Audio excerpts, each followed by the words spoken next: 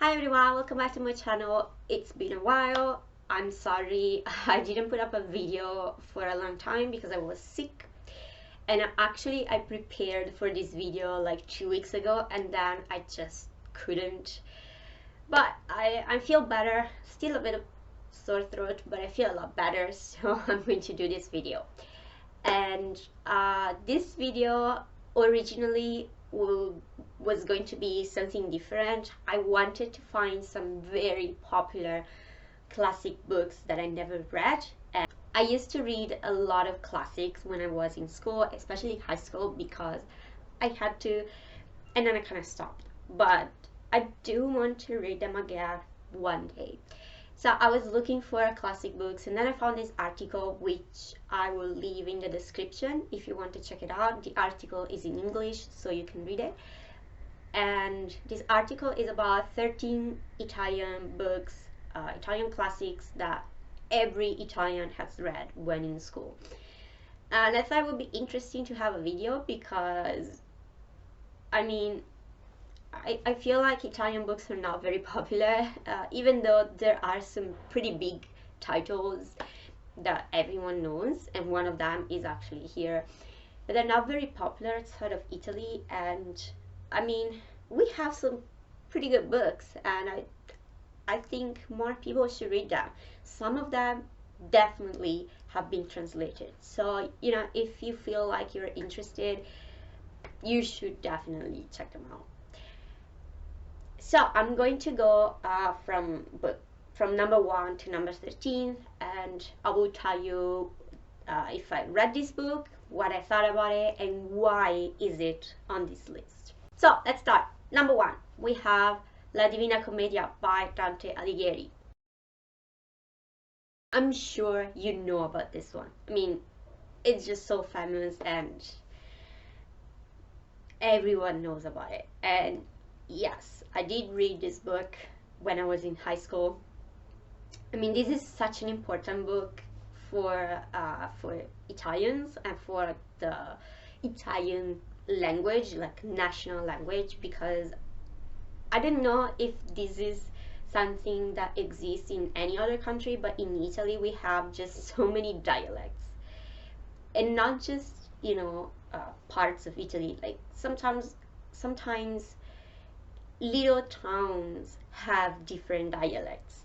It's crazy, and it's been like this since forever, because we started with the Romans, we had Latin, and then we had so many other kingdoms and countries just conquering us all the time, and we went through so many cultures and languages, and we have a lot of dialects. And it took a really long time before the Italian language was born, like the national language. And this book is really important because it was written by Dante Alighieri using the dialect spoken in Florence, which is a very important city in Italy. And that dialect, that Italian, would become like a model for the national language.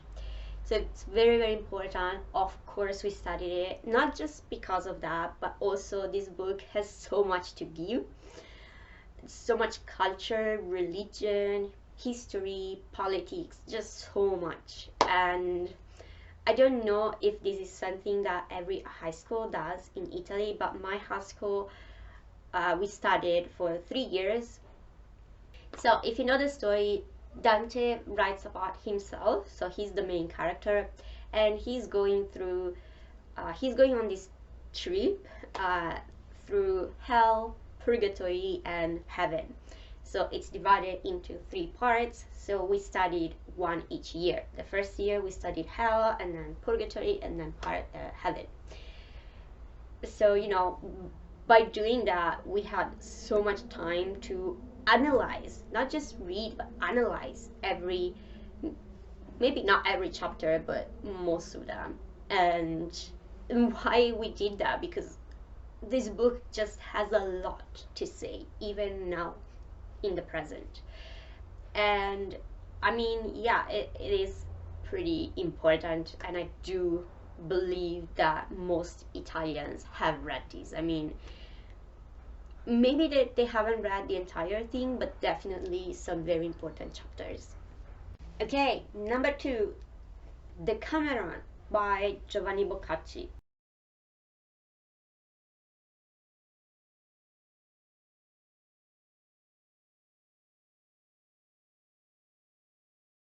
This is a really famous one again. I did read it.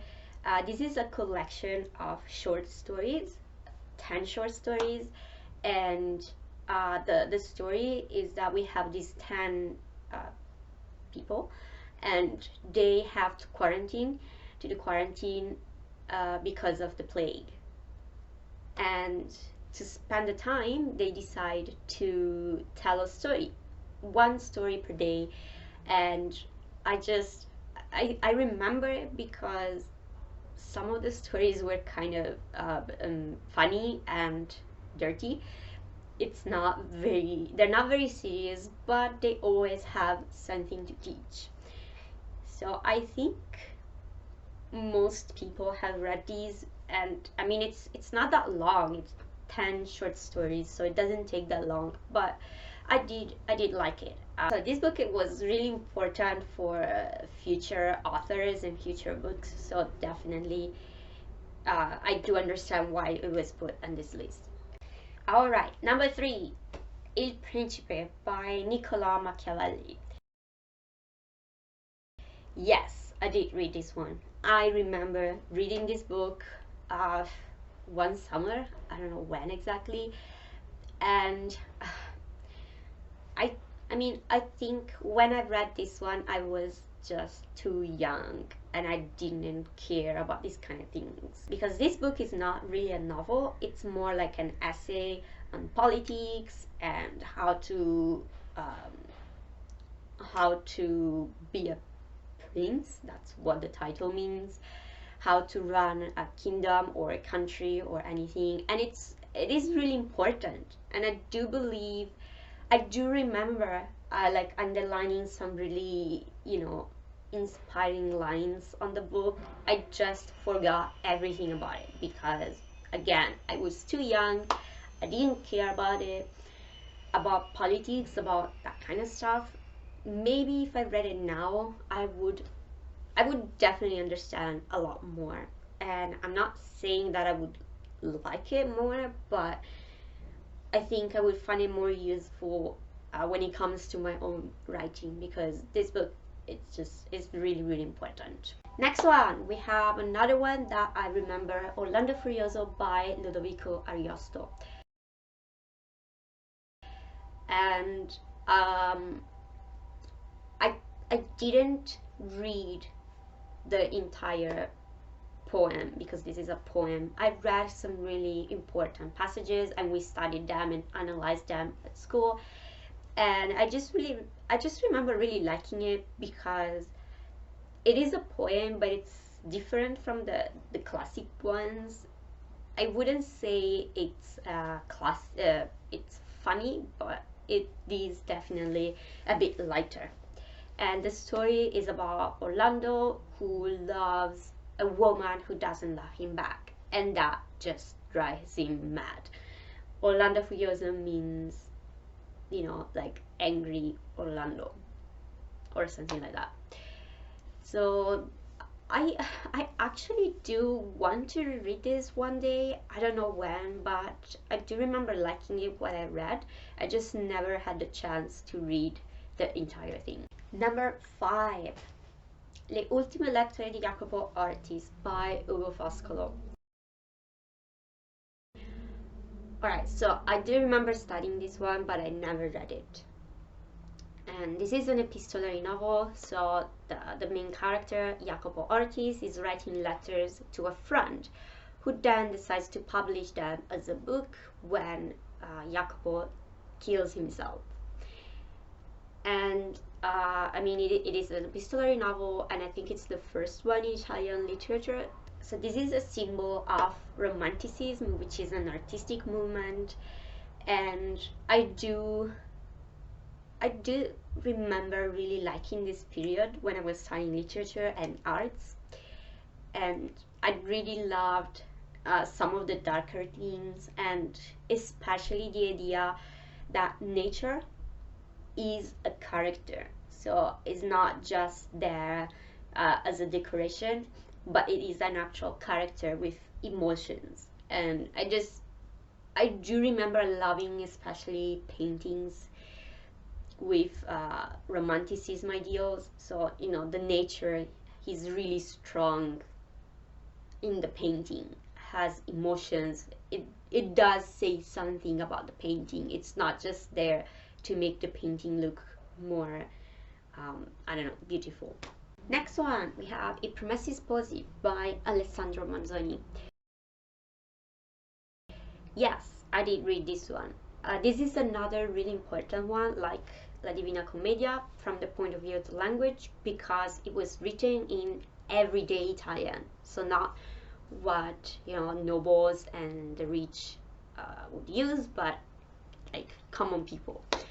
And the story is about Renzo and Lucia, who want to get married, but they can't because the lord of their town, I think, decides they can't get married. And then they separated, and they go through some adventures, and then they get back together. And I remember liking some of the chapters, but this book is very historical. It's an historical novel, and history is really heavy. We get to see what Italy was like in the 17th century when Spain had conquered a part of Italy, and there was a lot of stuff going on back then.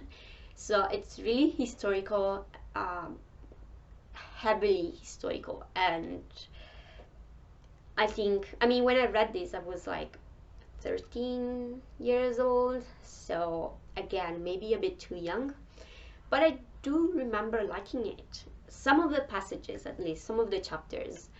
And yeah, as I said, again, another very important novel in the Italian literature, and one that many probably have read. All right, the next two ones I never read. We have, Le mie prigioni by Silvio Pellico and Cuore by Edmondo De Amicis. I didn't remember the author's name. So yeah, I kind of remember the titles, but I never read them, and I don't know if I actually studied them. So I'm going to check the article, what it says about these two books. So, Le mie prigioni by Silvio Pellico. This is a biography, I guess. The author, Silvio Pellico, is writing about himself when he was imprisoned for participating in the Carbonari riots in Milan. I'm not sure. But it says it was a pretty popular book, but I never read it. Alright. Cuore, Edmondo De Amicis. Okay, so this is a book for young readers, so YA. And it's a diary kept by Enrico Bottini, who writes about his life. And he's a teacher, I guess. And this is during the Union of Italy, and has the clear goal of teaching young readers the values of Italy at the time. So I don't know why I never read this. Alright, next one on the list is I Malavoglia by Giovanni Verga. I remember studying this one, but I never read it. I think I never read most of the books on this list because my high school, we studied a lot of languages. We had Italian, English, and French, and then of course Latin, and we had to study Italian literature, French literature, English literature, Latin literature. So it was so much, right? And of course we had to read books. And I think maybe our teachers knew giving us too many books to read in one of those literatures would be too much for us. So I guess that's why I never read many of the books on this list. But in Malavoglia is about this family of fishermen, and I do remember this book is just really sad. Like everything goes wrong for this family. Anything bad that could happen to them happens. It's just really sad. It's pessimistic, and it's just, I mean, I don't think I would read it, but if you're interested in that kind of story, maybe you might want to. I don't know. Next one, It Fu Mattia Pascal by Luigi Pirandello. Again, I studied this one, but I never read it. I think I remember our teacher giving us a list of books by Pirandello, and he just said pick one. And I read something else. It was a theater script. So this is about Mattia, who one day, he has a very boring life, and one day he finds out the newspapers believes him dead. Everyone thinks he's dead, and so he realizes this is his chance. He can just leave his boring life behind and build a new life.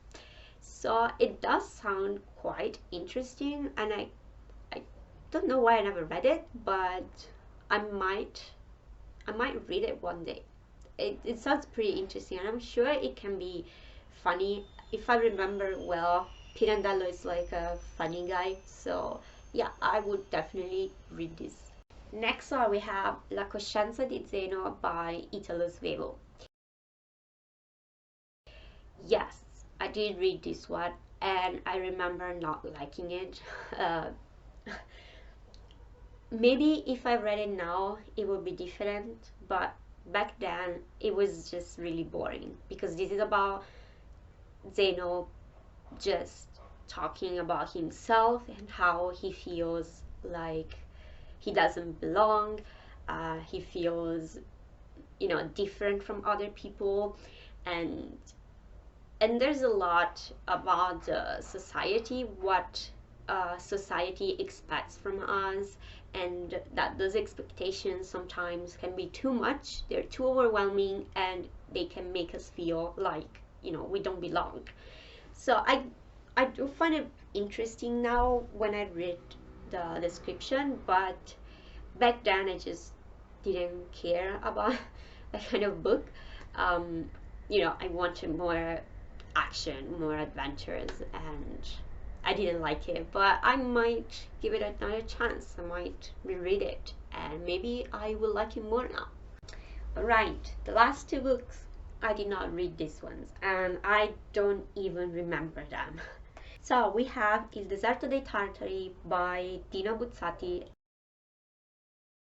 and Il gatto pardo by Giuseppe Tomasi di Lampedusa. Actually, I do remember something about Il deserto dei Tartari, a little bit, but I never read it nor studied it. I don't know. Anyway, so Deserto dei Tartari is a book about the uselessness of war, so quite important. And this is set in an imaginary place, and it tells the story of Giovanni Drogo. It sounds like the Game of Thrones character, right? And he's a soldier who is sent to this fortezza. What is fortezza? I don't know. This like palace kind of thing, and he has to protect the country from these Tartari. But the Tartari never seem to arrive, so it's like I'm here waiting, but they don't come, and yeah, it actually sounds pretty interesting, So I might actually read this one. Anyway, the last one, Il gatto pardo. One of the best books I read in my life, says the author of the article. And this is about But okay, tells the story of Fabrizio. He's prince of Salina and he's known as Il Gattopardo. Okay, this is kind of historical. So we have Garibaldi, the beginning of unification of Italy. So yeah, it sounds very historical. Maybe not for me, I guess. So that's all. This video is actually longer than my usual videos because I had a lot to say, mostly about La Divina Commedia, but I think, yeah, I haven't read a lot of Italian classics in my life. But as I said, probably the reason is because I had to read so many other books. And I might do this for other languages as well, like French literature. Have I read all the important classics? English literature, have I read them? Or wow, what was I doing in high school? um, anyway, I hope you enjoyed the video and let me know if any of these titles might interest you. I think some of them might be a bit too old, but some other ones might be pretty modern. So, you know, I just hope someone out there might be interested in Italian literature and they might give some of these books a try, because I think some of them are really good. The ones I read or studied, I think they are pretty good. So that's all. Thank you for watching and I will see you next time.